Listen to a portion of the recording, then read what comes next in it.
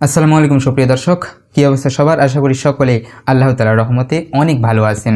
আজকাল সবাই একে অপরের গল্প জানে, কিন্তু কেউ কারো ব্যথা বোঝে না। মানুষ শুনে ফলো করে, মন্তব্য করে, কিন্তু আসল কষ্ট, সত্যিকারের সংগ্রাম সেগুলো তারা দেখতে চায় না। আমরা সামাজিক মিডিয়ায় একে অপরের জীবন দেখাই, কিন্তু সেই জীবন যুদ্ধের ভিতরের অংশ, নিঃশব্দ কান্না, একাকিত্ব বা হতাশা, সেগুলো প্রায়শই কেউ বোঝে না। আপনি যদি কারো ব্যথার পাশে থাকেন, তবু অনেক সময় সেটা বুঝতে চায় না। তারা শুধু নিজের দৃষ্টিকোণ থেকে বিচার করে।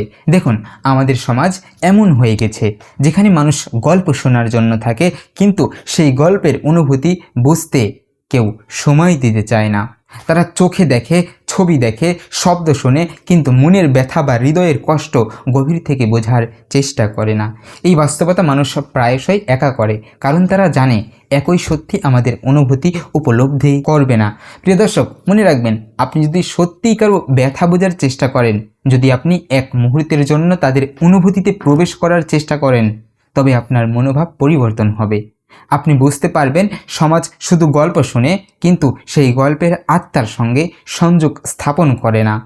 আর যে মানুষ তা বোঝে, সে অসাধারণ মানুষ। আপনি যদি নিজের জীবনের দিকে তাকান, দেখবেন অনেক সময় মানুষ বাহ্যিক দিক থেকে বিচার করে। তারা ভাবতে চায় না কেউ কতটা কষ্ট পেয়েছে, কতটা লড়াই করেছে, কতবার হতাশা সামলাচ্ছে।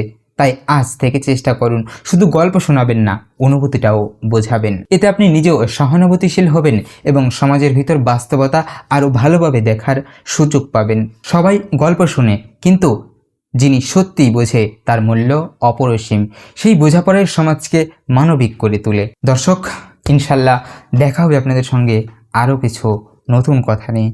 আপনারা কোন বিষয়ে ভিডিও চান কমেন্ট করে জানাতে পারেন, আমরা সেই বিষয়ে ভিডিও আনার চেষ্টা করব। আর ভালো লাগলে শেয়ার করে দিবেন। দেখা হচ্ছে নতুন কোনো ভিডিওতে। আল্লাহ হাফেজ।